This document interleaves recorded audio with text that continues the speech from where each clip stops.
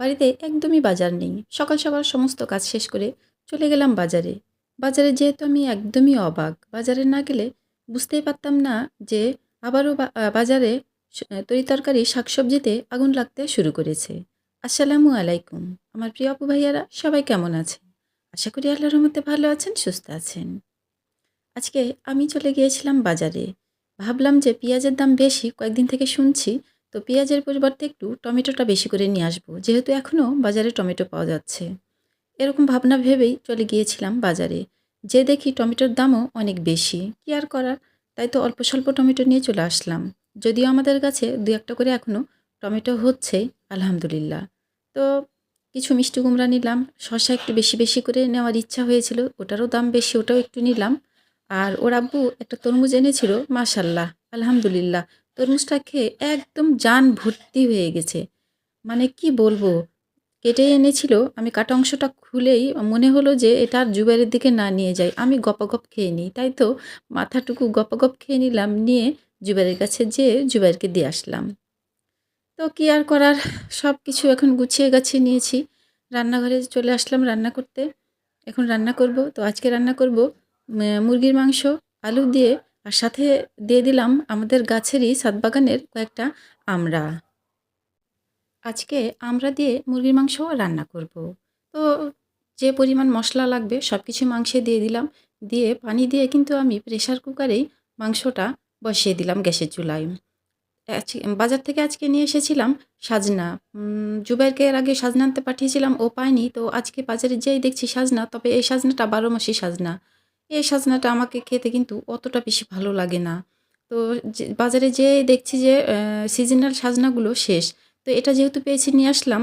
কারণ জুবাইরের আব্বুর এই সাজনা নিয়ে অনেক বড় একটা অভিযোগ আছে। তো সাজনা যখন পেয়ে গেলাম, সিজনাল সাজনা নেই। তো আমি অভিযোগটা যে করে হোক, মানে আমার মাথা থেকে অভিযোগটা সরাতেই হবে। তাই তো সাজনাগুলো নিয়ে আসলাম। তো আমার প্রিয় আপু ভাইয়ারা, লাইক দিয়ে ভিডিওটা দেখা শুরু করবেন, আর প্লিজ ওয়াচ টাইম দিবেন। আর জুবাইরের আব্বু কি আমাকে সাজনা নিয়ে অভিযোগ দিয়েছে, সেটা জানতে হলে পুরো ভিডিওটা দেখতে হবে, আমার সাথেই থাকতে হবে। তো আমি এখন এক এক করে শুকনা মরিচ, পেঁয়াজ, টমেটো ভেজে উঠিয়ে নিচ্ছি। এই ভাজা পেঁয়াজ, টমেটো দিয়েই আমি আজকে একটা অন্যরকম উম ভর্তা তৈরি করব। তো সেই কড়াইয়েই আমি দিয়ে দিলাম সাজনা। তো আমি সাজনার আ যে খাবারটা তৈরি করতে যাচ্ছি, আসলে তার জন্য সাজনাটা আরও একটু মোটা হওয়া লাগতো। কিন্তু কি আর করার, ওই যে বললাম যে সিজনাল সাজনাগুলো বাজারে একদমই নেই। এটা ১২ মাসি সাজনা পেয়েছি, এটাই আলহামদুলিল্লাহ। তো আমি একটু কিন্তু অল্প করে হলুদ দিয়ে দিলাম। দিয়ে কড়াইয়ে একটু হালকা তেল দিয়ে উম একটু আ হালকাভাবে ভেজে নাড়াচাড়া করে নিয়ে আমি কিন্তু একটু পানিও দিব। দিয়ে ঢাকনাতে ঢেকে একবারেই অল্প আঁচে সাজনাগুলোকে আমি সেদ্ধ করে নিব। আর যেহেতু সাজনা আমি খুবই পছন্দ করি, যেকোনোভাবেই সাজনা রান্না করলে আমার খেতে খুব ভালো লাগে। তো সবসময় তো আসলে নিজের পছন্দ মতোই সাজনাটা আমি রান্না করি, খাই। কারণ ওর আব্বু একদমই সাজনা পছন্দ করে না। ওই যে আঁশগুলো থাকে, খেতে খুবই বিরক্ত হয়। তো আমার প্রিয় আপু ভাইয়ারা, আ আমি আজকে এই সাজনার অন্যরকম একটা খাবার তৈরি করছি সাজনা দিয়ে। প্লিজ দয়া করে কেউ চলে যাবেন না। আমার সাথেই থাকবেন। আ আমার বিশ্বাস যে এই খাবারটা আপনাদের খুব ভালো লাগবে। তো সাজনা কিন্তু আমি নাড়াচাড়া করে দিয়ে গ্যাস অফ করে দিয়েছি। দিয়ে ঢাকনা দিয়ে কিন্তু এখনও ঢেকেই রেখে দিয়েছি। গরমটা আরেকটু বসে ভালোভাবে আরেকটু সেদ্ধ হয়ে যাক। আর এদিকে প্রেসারে মাংস দিয়েছিলাম, এই যে আমড়ার মাংস। আমড়ার মাংসটা কিন্তু সুন্দরভাবে সেদ্ধ হয়ে গেছে। আলু-টালু সবকিছু সেদ্ধ হয়ে গেছে। এখন আমি দিয়ে দিলাম পাতিলে। এটা কিছুক্ষণ আমি ফুটিয়ে নিয়ে লবণ-টবণ সবকিছু চেক করে নিব। তো আলহামদুলিল্লাহ, মাংসটাও আমার রান্না করা হয়ে গেছে। তো যেহেতু আজকে একটু অন্যরকম করে মাংস রান্না করছি, মানে আমড়া দিয়ে। তো আমি একটু একটু এই আমড়ার মাংসের তরকারিতে একটু আ মসলাগুলো দিব, যে মসলাগুলো আমি ভেজে গুঁড়া করে রেখেছি। এই মসলা, জিরা, পাঁচ মসলা, মাংসের মসলা, এগুলো আসলে আমি রেগুলার দেই না। কারণ মাঝে, মাঝে ওই যে একটু অন্যরকম লাগার জন্য এই মসলাগুলো করে রাখি, তখনই আমি তরকারিতে এগুলো দেই। তো ওইদিকে মাংস রান্না করা হয়ে গেছে, ওটাও ঢেকে রেখে দিলাম। আর এই তো সাজনাগুলো কিন্তু খুব সুন্দর সেদ্ধ হয়ে গেছে। সাজনাগুলো আমি উঠিয়ে রেখে দিলাম একটু ঠান্ডা হওয়ার জন্য। আর মাংস ঢেলে নিলাম, নিয়ে ওই পাতিলেই কিন্তু আমি দিয়ে দিলাম মিষ্টি কুমড়া আর পুঁই শাক। অল্প একটু নিয়ে এসেছিলাম বাজার থেকে মিষ্টি কুমড়ার পুঁই শাক। তো যেটুকু এনেছিলাম সেটুকুও আবার জুবাইর পুরোটাই আমাকে রান্না করতে দিল না। "না তুমি অল্প একটু রান্না করো, এত বেশি করো না।" আমার মনে হলো যে ও হয়তো বিরক্ত হচ্ছে যে এতগুলো আ খেতে পারবো না বা এটা আমি খাবো না এরকম। তো ভাবলাম যে আচ্ছা ঠিক আছে এমনিও তো কম লাগে ৩ জন মানুষ। তো যাই হোক অল্প একটুই রান্না চাপালাম। সব মসলা-টসলা দিয়ে একটু পানি দিয়ে ঢেকে দিলাম। ওইটা ওইদিকে হতে থাক। আর আমি এদিকে আমার বরের দেওয়া অভিযোগটা মাথা থেকে তাড়াতাড়ি নামিয়ে ফেলি। এই তো চলে আসলাম আমার প্রিয় আপু ভাইয়ারা। সাজনাগুলো কিন্তু খুব সুন্দর সেদ্ধ হয়ে গেছে। আমি এই সাজনাগুলো সব এখন একটা, একটা করে সাজনার ভেতরের অংশগুলো বের করব। আর এই সাজনার যে আঁশগুলো, খোসাগুলো এগুলো কিন্তু আমি এরকম করেই আ হাত দিয়েই চেপে, চেপে ওগুলো আলাদা করে নিব। তো ওই যে আগেই বললাম যে সাজনাগুলো যদি মোটা হতো তাহলে কিন্তু খুবই ভালো হতো। ভেতরের আ ইয়াগুলো একটু বেশি হতো।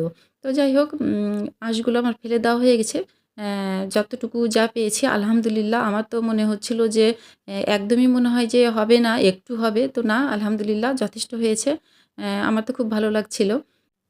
তো যে পেঁয়াজ, টমেটো, মরিচ ভেজে রেখেছিলাম, সেগুলো এখন নিয়ে নিব। একটু যেহেতু আমি একটু লবণ দেইনি, একটু লবণ দিয়ে নিলাম। আর আমি কিন্তু এক্সট্রা পেঁয়াজও কেটে নিয়েছি, সেই পেঁয়াজটাও দিয়ে দিলাম।